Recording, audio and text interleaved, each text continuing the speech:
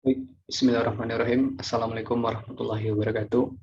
Perkenalkan, saya Virgil Selindra dengan NIM J500-200-111. Baiklah, pada kesempatan kali ini saya akan menjelaskan tentang sediaan topikal untuk kulit. Jadi untuk yang pertama itu ada namanya itu pulvis. Pulvis ini nama lain dari serbuk. Nah, jadi serbuk ini ada serbuk tabur, yang mana serbuk ini adalah dua zat atau lebih yang diserbukkan. Syaratnya itu ada halus, kering, homogen. Kemudian pulvis. Pulvis itu serbuk yang tidak terbagi oleh pemakaian dalam maupun pemakaian luar. Perlu diketahui, alat yang digunakan untuk serbuk ini adalah mortar, stamper, dan McDoss. Dan cara pembuatannya ada dengan cara serbuk kasar harus digerus terlebih dahulu dengan ukuran partikel yang sama dan menjadi homogen. Kemudian faktor yang perhatikan adalah banyak sedikitnya jumlah obat, kemudian berat ringannya, kemudian kontras warnanya. Kemudian yang kedua adalah unguenta atau salep. Jadi dia ini merupakan khas sediaan setengah padat, itu kata kuncinya. Umumnya itu ada salep hidrokarbon dan salep absorpsi. Salep hidrokarbon itu adalah vaselin album dan flavum, dan absorpsi itu adalah adepts lanae dan lanolin. Sifatnya ada dua. Yang paling penting itu daya penetrasi yang paling kuat, cukup stabil, kemudian kulit yang cukup lama, dan tidak boleh digunakan untuk lesi yang ada di tubuh.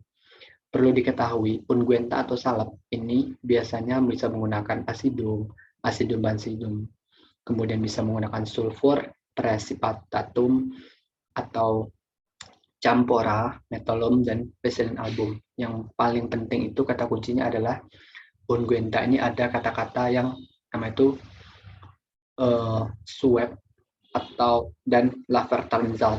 Jadi ini dua zat yang gunanya untuk menghindari rasa bakar. Jadi pembuatannya adalah timbang pembuatan semua bahan sesuai dengan tertera di resep, masukkan campora, metolum, dan acidum salicylum ke dalam mortar. Kemudian tambahkan dengan spiritus secukupnya, haluskan hingga homogen. Kemudian tambahkan sulfur dan acidum benzonicum ke dalam mortar. Nah, baru masukkan salep ke dalam wadah, berilah etiknya. Nah, yang ketiga itu adalah namanya tuh krim. Krim ini khas semi padat, banyak air gitu. Jadi dia tuh semi padat, banyak air. Tipe krim itu ada yang minyak air ataupun air minyak. Yang gunanya untuk zat pengemulsi, seperti umumnya surfaktan anionik, kationik, dan non-ionik. Dan kemudian krim ini ada resep prosedur. Yang pertama, timbang bahan yang dimintai resep. Biasanya bahan yang paling dominan itu adalah vaselin albi, kare albi. Nah, khasnya adalah albi dari krim ini. Lelehkan kare albi dan vaselin asid sterikakum. Kemudian tambahkan larutan trihanolaminatum. Kemudian aqueous hangat, kemudian campurkan pada lelehan tersebut. Kemudian masukkan ke dalam wadah dan berikan latihan. Kemudian yang keempat adalah pasta. Pasta ini khas kata kuncinya itu massa lembek dengan mencampurkan bahan obat dengan jumlah yang besar 40-60 ya. Ada dengan vaselin dan parafin cair atau bahan yang tidak berlemak yang disebut dengan GMC atau gliserol, uji gel, dan sabun. Sifatnya obatnya ini lama, kemudian sediaan agak basah, kemudian berfungsi sebagai pengering ataupun pembersih dan tidak bisa digunakan oleh kulit yang berambut dan untuk lesi untuk meninggalkan kerak fisikula. Kemudian yang keempat adalah pasta. Nah, pasta itu khas untuk pembuatannya semua bahan ditimbang. Bahan yang digunakan adalah zinci oksidi. Dialah yang terlebih dahulu. Jadi asid salisilat itu harus dihaluskan dengan penambahan spiritus 40 hours cukupnya.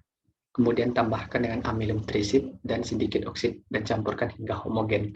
Kemudian nanti dilelehkan dengan vaselin flavum, kemudian campurkan dengan serbuk di atas, kemudian aduk dengan sampai homogen.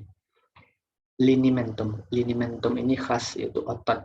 Nah, jadi ini suatu cair atau kental analgetik yang fungsinya untuk melemaskan, menghangatkan terutama otot. Nah, linimentum ada dua, linimentum analgetik pelemas otot dan sebagai penghangat. Kalau yang pelemas otot itu biasa digunakan seperti ikan planal. Kalau linimentum penghangat biasa digunakan dengan cara mengoleskan atau memijat ataupun bisa mengurut.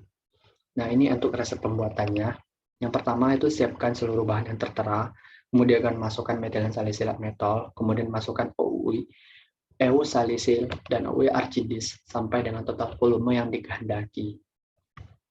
Yang selanjutnya adalah Lucio. Lucio ini disebut dengan kata lain obat gosok, yaitu dia itu sediaan cair berupa suspensi dispersi yang digunakan sebagai obat luar tubuh. Jadi dia ini ada yang halus, dan tipe emulsi ada yang minyak, air, dan air minyak, atau penanda harus tertera obat luar, dan ini harus dikocok dahulu. Seperti empitema, selanjutnya obat kompres. Nah, obat kompres ini adalah cairan yang datang rasa dingin pada tempat yang sakit. Itu adanya perpindahan dari tekanan osmotik ke tekanan yang mengalami luka yang bernanah gitu. Seperti contohnya liquor, Burawi, Solisio, Rifanol, campuran Wartar, dan Rifanol. Kemudian selanjutnya adalah jelly atau gel atau galones. Dia ini merupakan suatu sistem semi padat atau massa lembek terdiri atas suspensi yang dibuat dari partikel organik besar berbasis cair. Nah, gel ini diberikan secara topikal. Nah, dimasukkan ke dalam lubang tubuh, penyimpanan dalam wadah tertutup, mulut lebar, dan terlindung dari cahaya sejuk. Seperti salah satu contohnya adalah bioplacenton jelly, atau bisa menggunakan thrombopop. Nah, terus yang perlu diketahui dari semua ini, untuk yang pulvis itu perlu diingat pulvis ini. Jadi untuk persediaan dari obat topikal ini ada disingkat dengan BBC SKP, yaitu badak tabur, badak kocok, salep, cairan, kemudian krim, pasta, linamen, kemudian aerosol, gel, dan politis. Nah, perlu diketahui politis ini disebut juga dengan cataplasm, yang mana dia itu suatu massa partikel padat yang mana berisi suatu makanan, herbal, biji-bijian yang gunanya untuk membersihkan luka pada si pasien biasanya. Nah, barulah ada beberapa pembagian tadi bisa diketahui. Kemudian disingkat dengan PUCP, KLLCE, yaitu pulvis, unguenta, kemudian krim, pasta, linimen, lucio, kemudian ada jelly, dan empyema atau obat gosok. Nah, itu penting diketahui untuk kata-kata singkatnya. Nah, mungkin dari hasil yang bisa saya sampaikan segitu, lebih kurangnya mohon maaf, saya cukupkan dengan wabillahi taufiq wal hidayah. Wassalamualaikum warahmatullahi wabarakatuh.